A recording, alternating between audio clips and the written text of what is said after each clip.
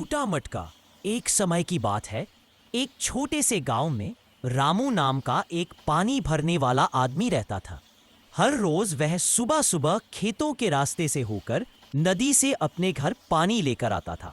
उसके पास दो बड़े मटके थे, एक बिल्कुल नया और मजबूत और दूसरा पुराना और थोड़ा टूटा हुआ।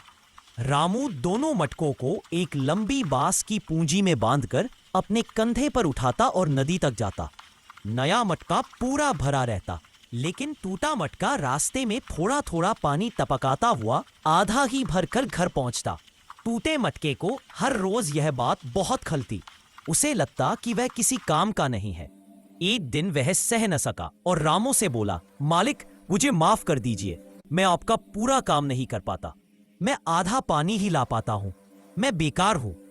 रामू मुस्कुराया और बोला, ऐसा क्यों कह रहे हो?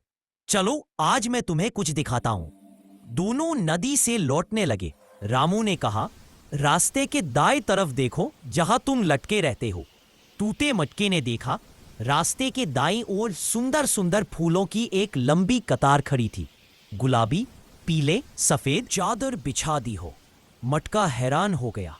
रामू बोला, ये फूल तुमने उगाए हैं।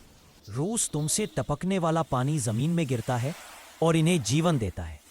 मैं हर सुबह इन्हीं फूलों को तोड़कर बाजार में बेचता हूं और इसी से हमारा गुजारा चलता है।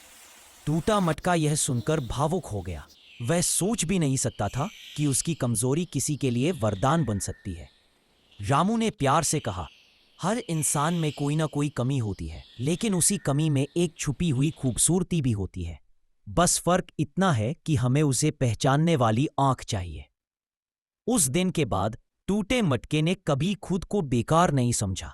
वह गर्व से रामू के साथ नदी जाता, क्योंकि वह जान चुका था कि उसकी टूटन ही कई फूलों की मुस्कान है। कहानी का संदेश, हर व्यक्ति की कमजोरी में भी एक खासियत छुपी होती है।